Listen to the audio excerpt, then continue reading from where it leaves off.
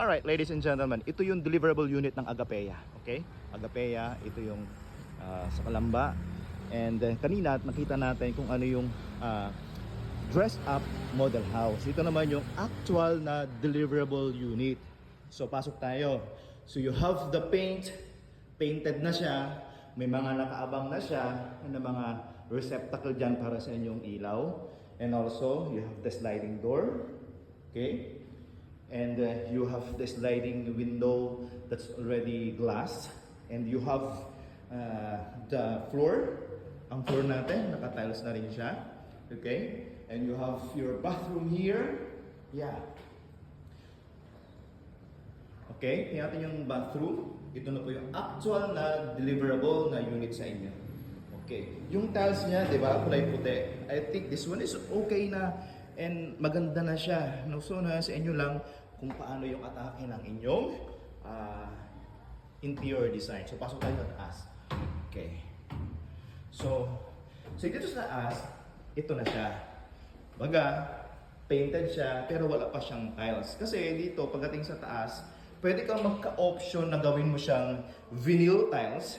Okay, para medyo hindi siya mabigat, no?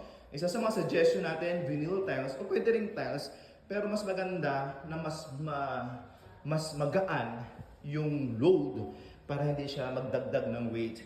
Okay? So ito yung kwarto mo. Alright. So you have another room here. Yan, ito yung pinakamalaking kwarto na pwede nyo gamitin para sa inyong master's bedroom. Alright. So, yung mga window natin, glass na yung turnover sa atin. So, kung bagong kasal kayo, or gusto nyo agad mag-move in, ito na yung pinaka magandang unit na may recommend namin sa inyo.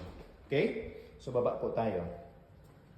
And anytime naman po, i-cater namin kayo para sa tripping, makita ninyo yung actual na unit dito. Ang kagandahan lang po talaga dito sa Agapea is that walang po down payment. Meron lang tayong processing fee which is around 77,000 payable in 4 months. So after that, maghintay lang tayo ng konti and then i-deliver na po sa inyo ang inyong unit. So pili na lang po kayo ng black and lot sa inyong sa ating inventory na ibibigay namin sa inyo. Again, thank you so much for watching this video.